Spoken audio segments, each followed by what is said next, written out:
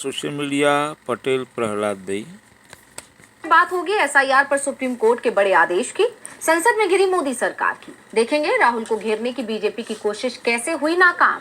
High court जज के नाम पर क्यों मचा बवाल। जानेंगे भारत पर टैरिफ लगाकर कैसे घिरे अमेरिका के राष्ट्रपति डोनाल्ड ट्रंप। और बुलेटिन के आखिर में बात उत्तरकाशी में आई प्राकृतिक आपदा की। लेकिन दिन भर की तमाम बड़ी खबरों से पहले एक नजर आज की सुर्खियों पर। 31 अगस्त को चीन की यात्रा पर जाएंगे पीएम मोदी। एससीओ की बैठक में लेंगे हिस्सा। गलवान में झड़प के बाद पहला दौरा।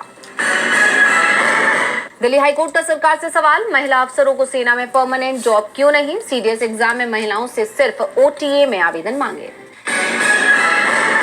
सीजेआई बीआर गवई का बड़ा बयान। बोले 11 अगस्त से मेरी अदालत में अर्जेंट सुनवाई नहीं। सीनियर वकीलों को मनाही। जूनियर वकील दाखिल कर सकते हैं अर्जी। शेयर बाजार में गिरावट। 166 अंकों की गिरावट के साथ 80,543 पर बंद हुआ सेंसेक्स, तो 75 अंकों की गिरावट के साथ 24,574 पर बंद हुआ निफ्टी। ये तो थी सुर्खियां। अब बात आज की सबसे बड़ी खबर की। एसआईआर पर सुप्रीम कोर्ट ने चुनाव आयोग को सख्त आदेश दिया है। आयोग से हलफनामा मांगा है। जिन लोगों के नाम काटे गए हैं उनकी सूची देने को कहा गया है। तो क्यों कोर्ट हुआ चुनाव आयोग पर सख्त, देखिए रिपोर्ट। एसआईआर के मुद्दे पर चुनाव आयोग बुरी तरह से फंस गया है। विपक्ष तो पहले से ही चुनाव आयोग पर सवाल खड़े कर रहा है और अब सुप्रीम कोर्ट ने भी चुनाव आयोग पर सवाल दागे हैं। इसके साथ ही चुनाव आयोग से जवाब भी मांगा। एसआईआर के तहत तैयार की गई ड्राफ्ट मतदाता सूची से 65,60,000 मतदाताओं के नाम हट गए हैं, जिसको लेकर सुप्रीम कोर्ट में एसोसिएशन फॉर डेमोक्रेटिक रिफॉर्म्स यानी एडीआर ने याचिका दायर की। याचिका में मांग की गई है कि निर्वाचन आयोग उन 65 लाख मतदाताओं की विधानसभा क्षेत्र और बूथवार सूची प्रकाशित करे जिनके नाम मसौदा सूची में शामिल नहीं किए गए हैं।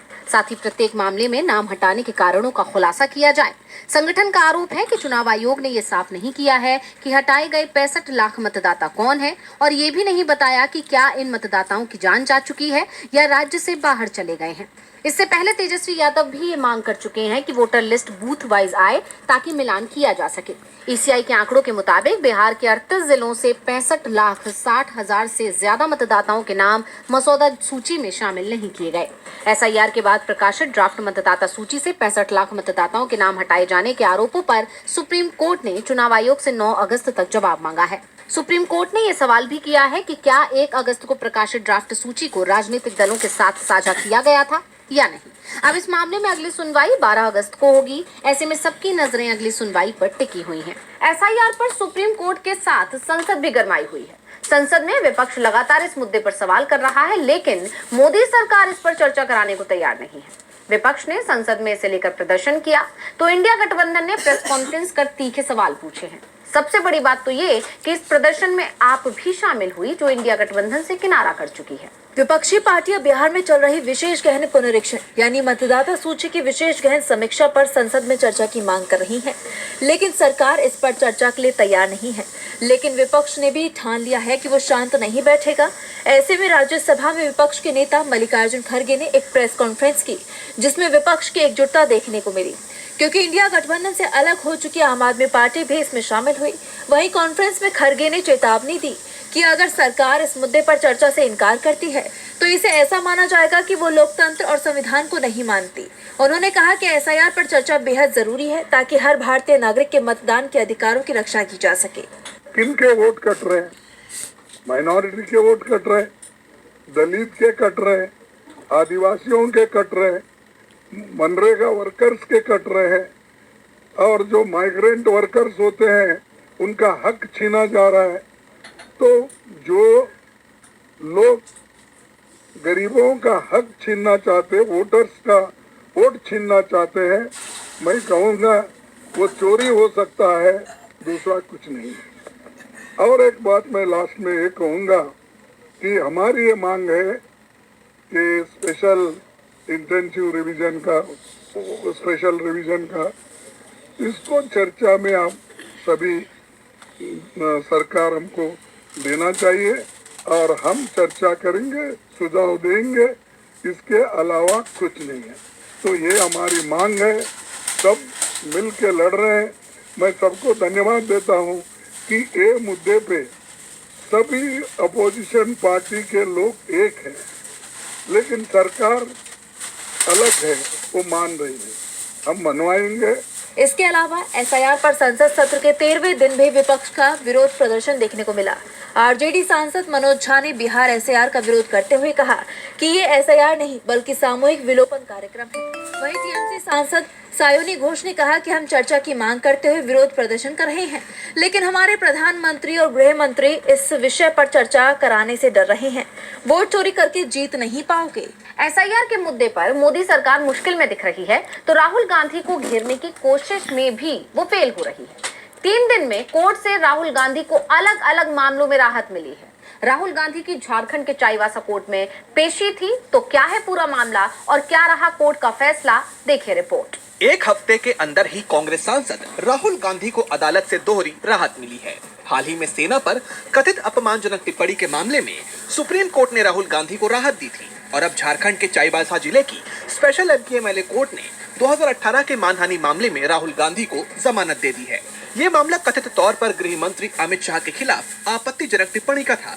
सुनवाई के लिए राहुल गांधी सुबह 11 बजे स्पेशल जज सुप्रिया रानी तिग्गा के समक्ष पेश हुए और जमानत मिलने के बाद कोर्ट से निकल गए। उनकी जमानत जगन्नाथपुर के विधायक सोनाराम सिंह को और जिला कांग्रेस अध्यक्ष चंद्रशेखर दास ने दी, जबकि पूर्व प्रदेश कांग्रेस अध्यक्ष राजेश ठाकुर पहचानकर्ता के रूप में मौजूद रहे। दरअसल ये पूरा मामला 28 मार्च 2018 को कांग्रेस के एक कार्यक्रम में राहुल गांधी के भाषण से जुड़ा है, जिसमें उन्होंने अमित शाह के खिलाफ एक टिप्पणी की थी। इसके बाद भाजपा नेता प्रताप कटियार ने चाईबासा मजिस्ट्रेट कोर्ट में मानहानि का मुकदमा दर्ज किया, जिसे बाद में विशेष कोर्ट में स्थानांतरित कर दिया गया था। राहुल की कोर्ट में पेशी के दौरान सुरक्षा के कड़े इंतजाम किए गए थे। साथ ही कोर्ट परिसर के अंदर और बाहर कांग्रेस कार्यकर्ताओं की भारी भीड़ जमा हो गई थी। इस जमानत को न सिर्फ राहुल गांधी बल्कि पूरे विपक्ष के लिए एक बड़ी राजनीतिक जीत के तौर पर देखा जा रहा है। राहुल गांधी को जमानत मिल गई है, लेकिन सवाल जज की नियुक्ति पर उठ गए हैं। बंबई हाईकोर्ट की जज के रूप में आरती साठे की नियुक्ति की सिफारिश सुप्रीम कोर्ट के कॉलेजियम की तरफ से की गई है, लेकिन साठे की राजनीतिक पृष्ठभूमि को लेकर सवाल खड़े हो रहे हैं। तो क्या है पूरा मामला जिससे विपक्ष की बढ़ गई है चिंता, देखिए रिपोर्ट। सुप्रीम कोर्ट ने कॉलेजियम के तहत वकील आरती साठे की बॉम्बे हाई कोर्ट में जज के तौर पर नियुक्ति की सिफारिश की है। उनकी नियुक्ति को लेकर विवाद खड़ा हो गया है। आरती साठे की बॉम्बे हाई कोर्ट में बतौर जस्टिस की नियुक्ति का ऐलान सुप्रीम कोर्ट कॉलेजियम ने 28 जुलाई को किया, जिसके बाद से सियासत गर्मा गई है। आरती साठे महाराष्ट्र बीजेपी की प्रवक्ता रह चुकी हैं, साथ ही अहम पदों पर तैनात भी थी। अब उनकी नियुक्ति पर विपक्ष सवाल उठा रहा है कि क्या न्यायपालिका को राजनीतिक अखाड़ा बनाने की कोशिश हो रही है। बता दें कि आरती अरुण साठे फरवरी 2023 में महाराष्ट्र बीजेपी की प्रवक्ता नियुक्त की गई थी। ऐसे में सवाल ये उठ रहे हैं कि जब जज की आसंदी पर साठे बैठेंगी तो क्या पार्टी की विचारधारा से मुक्त रह पाएंगी, इस पर सवाल उठने लगे हैं। एनसीपी शरद गुट के विधायक रोहित पवार ने आरती साठे की नियुक्ति पर सवाल उठाते हुए कहा कि न्यायपालिका स्वतंत्र और निष्पक्ष होनी चाहिए। उन्होंने एक्स पर एक स्क्रीनशॉट भी पोस्ट किया, जिसमें बताया गया कि साठे सत्तारूढ़ बीजेपी से जुड़ी है और पार्टी की प्रवक्ता है। रोहित पवार ने आगे कहा कि सार्वजनिक मंच से सत्तारूढ़ दल की वकालत करने वाले व्यक्ति की न्यायाधीश के रूप में नियुक्ति लोकतंत्र के लिए सबसे बड़ा आघात है। विपक्ष का कहना है कि न्यायपालिका जैसे संस्थान में राजनीतिक बैकग्राउंड वालों की नियुक्ति नहीं होनी चाहिए। अब आरती साठे की नियुक्ति को कैंसिल करने की मांग उठने लगी है। आरती साठे की बीजेपी से करीबी विपक्षी दलों की चिंता बढ़ा रही है, तो चिंता इलाहाबाद हाईकोर्ट के जज के फैसले ने भी बढ़ा दी है। सुप्रीम कोर्ट तो हाईकोर्ट जज के फैसले से इतना नाराज हो गया कि हाईकोर्ट के मुख्य न्यायाधीश से बड़ी डिमांड ही कर डाली। तो क्यों हाईकोर्ट जज से नाराज हुआ सुप्रीम कोर्ट, देखिए ये रिपोर्ट। सुप्रीम कोर्ट ने इलाहाबाद हाईकोर्ट के जज जस्टिस प्रशांत कुमार के क्रिमिनल लॉ की आधी अधूरी समझ और गलत एक्सप्लेनेशन पर सवाल उठाए। दरअसल मामला एक कारोबारी शिखर केमिकल्स का था। 52 लाख रुपए की थ्रेड सप्लाई की गई थी, जिसमें 47 लाख का भुगतान हुआ था। बचे हुए पैसे को लेकर आपूर्तिकर्ता ने आपराधिक शिकायत दर्ज की थी। याचिकाकर्ता कंपनी ने हाई कोर्ट में इस आपराधिक केस को रद्द कराने की मांग की थी। इसी केस की सुनवाई कर रहे जस्टिस प्रशांत कुमार ने अपनी टिप्पणी में कहा कि सिविल केस में देर लगती है, इसलिए क्रिमिनल केस के जरिए पैसा वसूला जा सकता है। सुप्रीम कोर्ट ने हाई कोर्ट जज